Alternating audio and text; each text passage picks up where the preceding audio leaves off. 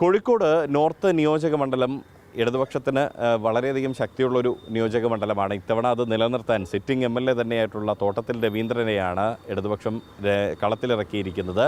വളരെ ശക്തമായൊരു പ്രചരണമാണ് ഇവിടെ നടക്കുന്നത്. UDF അത് തിരിച്ചു പിടിക്കുമെന്ന് അവർ വാദിക്കുന്നുണ്ട്. എന്നാൽ അത് നിലനിർത്തും എന്ന് തന്നെയാണ് LDF പറയുന്നത്.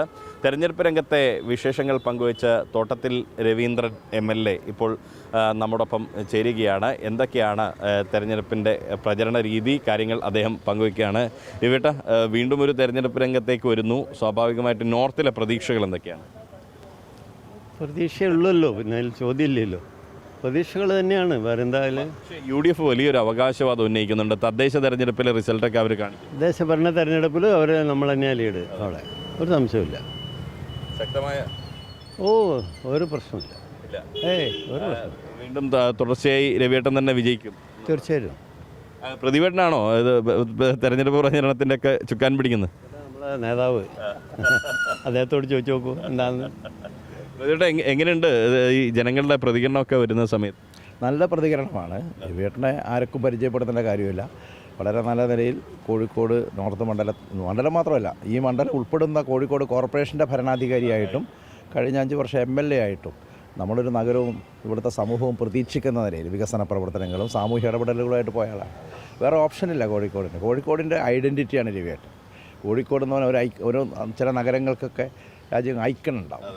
ആ കോഴിക്കോടിൻ്റെ ഐക്കണാണ്. അതിന് വേറെ ഓപ്ഷനില്ല. ഇത്രയും ഷുവറായിട്ട് ഡിക്ലെയർ ചെയ്യാവുന്ന മണ്ഡലങ്ങൾ അപൂർവമായിരിക്കും. ആദ്യത്തെ മണിക്കൂറുകളിൽ തന്നെ ഒരു വിജയം പ്രതീക്ഷിക്കുന്നുണ്ടോ? അങ്ങനെയല്ല, തീർച്ചയായിട്ടും അതിൽ സംശയമില്ലല്ലോ. ഞങ്ങൾക്ക് അതിലൊരു സംശയമില്ല. ഏകദേശം കഴിഞ്ഞ തവണത്തേതിനേക്കാളും വലിയ ഭൂരിപക്ഷം ഉണ്ടാവും. എന്തായാലും 10,000-ലും വോട്ടിന് ജയിക്കും. ഇത്തവണ സംസ്ഥാന തലത്തിൽ UDF വലിയ പ്രതീക്ഷയാണ് പങ്കുവയ്ക്കുന്നത്. സംസ്ഥാന തലത്തിൽ എന്തായിരിക്കും?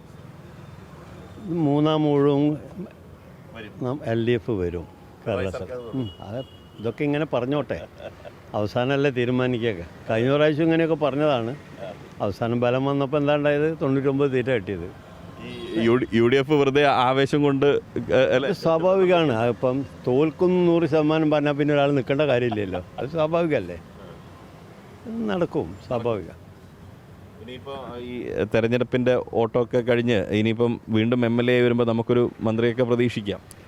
അതൊക്കെ പാർട്ടിയല്ലേ തീരുമാനിക്കുക. അതിൽ നമുക്ക് റോളില്ലല്ലോ. പാർട്ടി പറയുന്നത് അതുകൊണ്ട് നിൽക്കുന്നു. പാർട്ടി പറഞ്ഞാൽ എന്താ ആയില്ലോ എന്നുള്ളത് ഞങ്ങളെ സംബന്ധിച്ചൊന്നും പ്രശ്നമല്ല. ഞങ്ങളതിനെക്കുറിച്ച് ആലോചിക്കുന്ന പോലുമില്ല. ഈ 5 വർഷം കൊണ്ട് ഇവിടെ നോർത്തിൽ ഒരുപാട് വികസന പ്രവർത്തനം നടത്തി. നിരവധി വികസന പ്രവർത്തനം, ഒരുപാട് കാര്യങ്ങൾ എടുത്ത് പറയാവുന്ന, ഒരു ദിവസം പറയാവുന്ന കാര്യങ്ങളുണ്ട്. ആളുകൾക്ക് അറിയുന്നതാണല്ലോ, വേറെ കളവ് പറഞ്ഞൊരു കാര്യമില്ലല്ലോ. എടുത്ത് കാണിക്കാവുന്നതാണല്ലോ. അദ്ദേഹത്തോട് ചോദിക്കുന്നു. ഞങ്ങളെ നേതാവ് തന്നെയാണിത്. എന്തായാലും നല്ല വികസന പ്രവർത്തനമാണ് നടത്തിയത്. ആളുകൾക്ക് അറിയുന്ന കാര്യമല്ലേ. നഗരത്തിൽ എന്താ നടന്നിട്ടുള്ളതെന്ന് ആളുകൾക്കറിയാം.